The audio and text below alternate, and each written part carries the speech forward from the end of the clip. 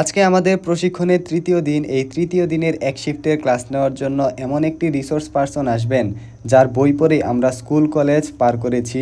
বিশেষ করে school college university লেভেলে কৃষি বিষয়ক ও পরিবেশ বিজ্ঞান বিষয়ক যত বই তার অনেকগুলোই তার হাতের লেখা।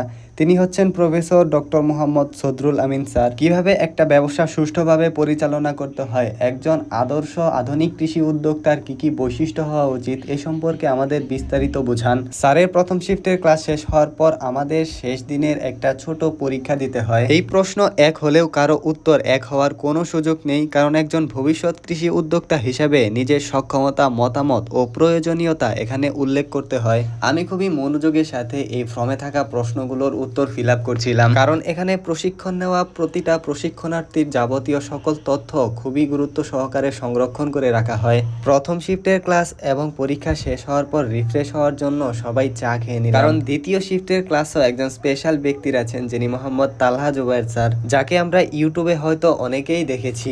তিনি এই প্রশিক্ষণ প্রকল্পের মাস্টার মাইন্ড এবং হর্টিকালচার সেন্টার রাজালাক সাভার ঢাকার এই প্রশিক্ষণ প্রকল্পের পরিচালক হিসাবে দায়িত্বরত আছেন।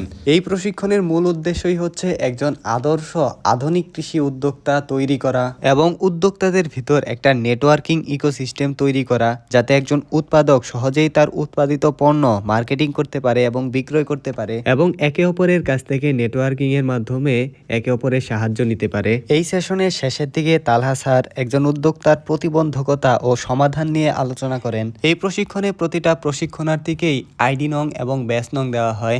যেই আইডি নং এবং ব্যাচ নং এর মাধ্যমে কোনো সরকারি সহযোগিতা নিতে চাইলে সেই উদ্যোক্তা নিজের পরিচয় প্রকাশ করতে পারে এবং শেষে সরকারি একটা সার্টিফিকেট দেওয়া হয়। এই প্রশিক্ষণ থেকে অনেক কিছুই শেখার আছে, অনেক কিছুই শিখতে পারলাম। বাংলাদেশের ভবিষ্যৎ কৃষির অপার সম্ভাবনা রয়েছে এবং শিক্ষিত ও সচেতন মানুষগুলোই ভবিষ্যতে কৃষিকাজের সাথে যুক্ত হবে বলে আমাদের বিশ্বাস।